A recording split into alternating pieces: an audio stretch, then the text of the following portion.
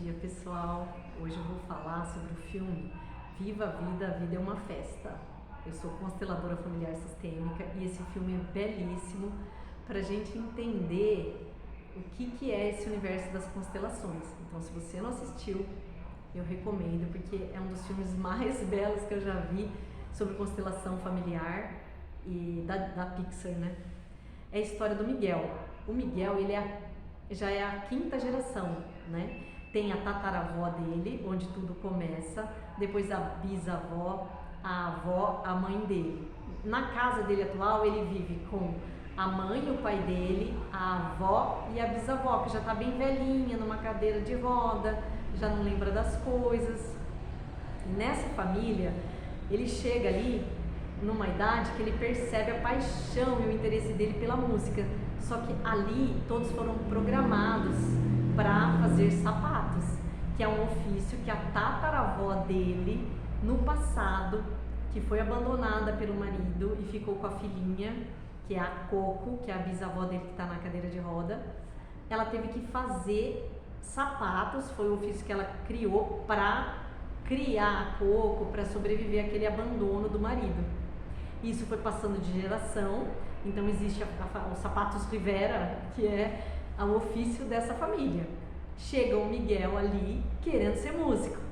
Isso dá muito problema, porque a avó dele, que mandava na casa atualmente, não admite violão, não admite música, e o Miguel começa a ficar revoltado. O Miguel se encanta de ver um pôster de um músico famoso que já estava morto, ver o sucesso da carreira dele. E ele quer se inscrever num concurso na praça para mostrar que ele tem talento, que ele sabe tocar, só que a avó não deixa.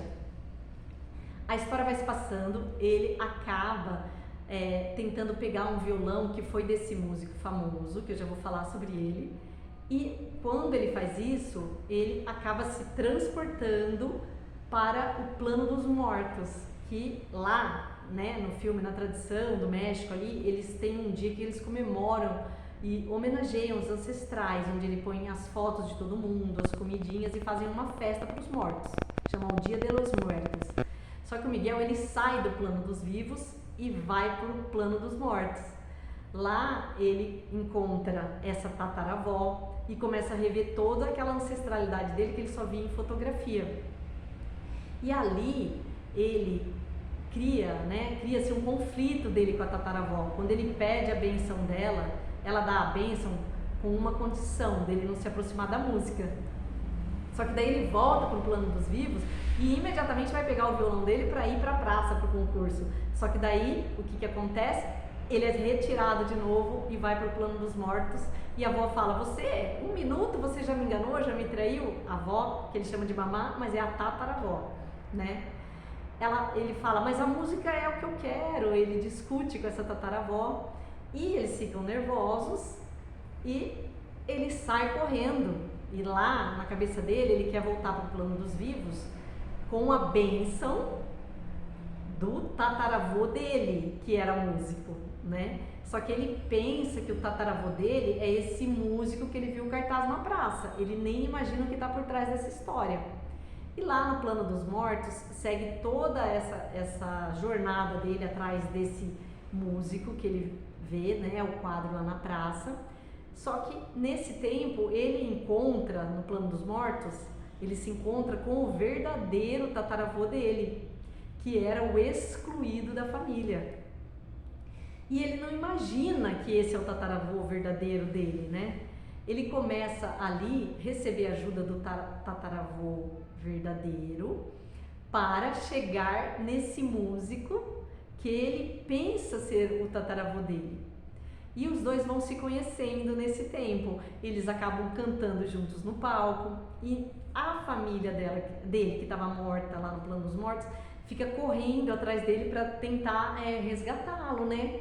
Porque eles estão com medo que ele vá morrer se ele não voltar para o plano dos vivos em tempo. E começa a aparecer o ossinho no corpo dele e tudo.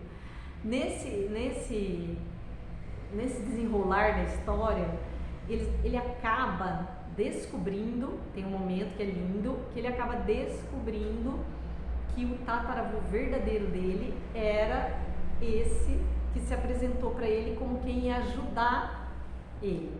Então daí tem um momento que os dois percebem que ele é o tataraneto e que ele é o tataravô, um dos momentos mais bonitos do filme.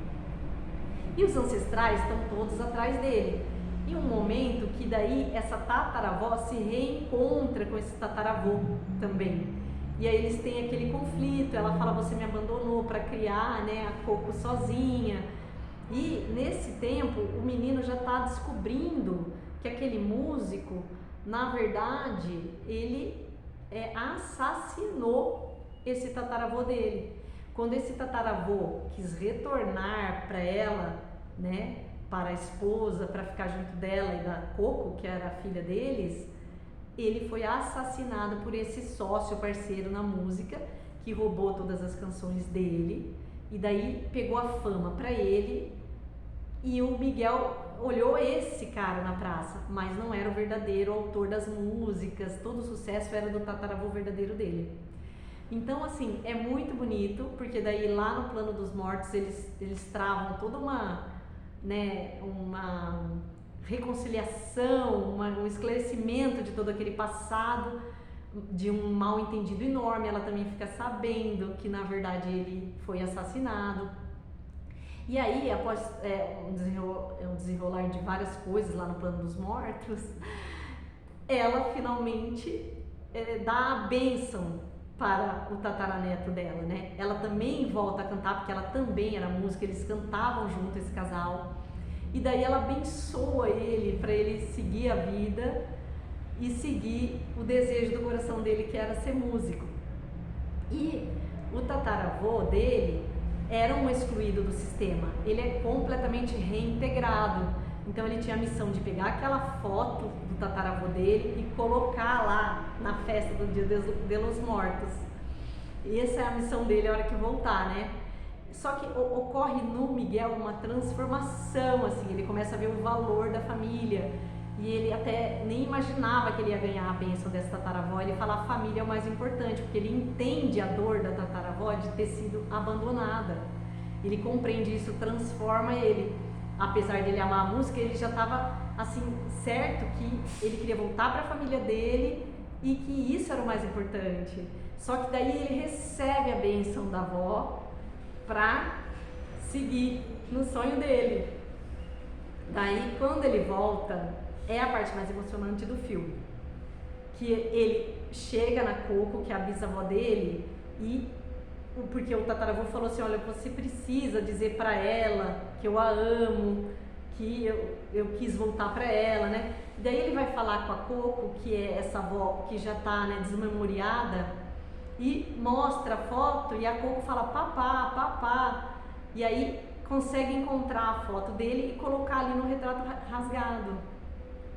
E ele começa a tocar violão para Coco com a música que esse tataravô cantava para ela quando ela era pequenininha. Então é a parte assim, é o clímax do filme, a parte mais linda, quando através da música ela lembra dele, fala papá, papá, e toda a família entra naquele momento ali. Então assim, o filme é emocionante nessa hora, e aí todo mundo chora, e a partir daquilo esse sistema familiar segue de uma maneira saudável, né?